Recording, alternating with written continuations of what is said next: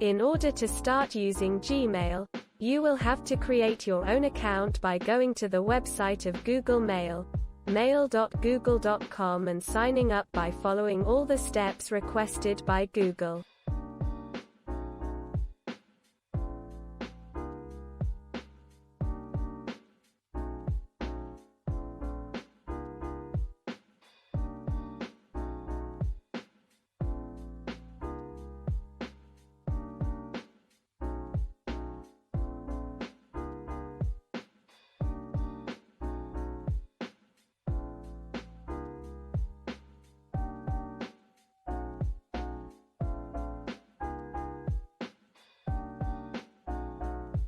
In many cases, your workplace will already have a set-up account before your arrival.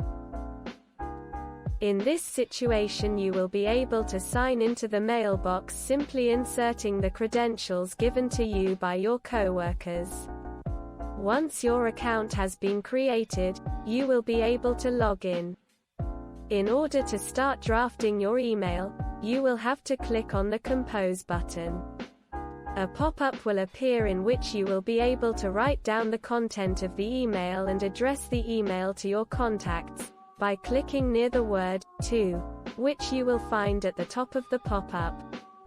The word "subject" indicates that you will have to insert 2 or 3 words that can sum up the content of the email, which is really important to the reader in order to easily understand what the email is about.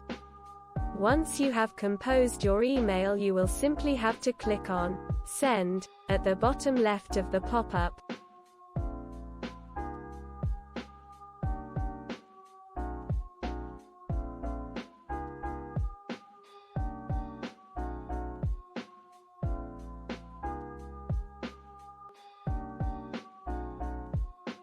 In order to send a file in attachment, you will have to click on the paperclip sign located at the right of the sending button.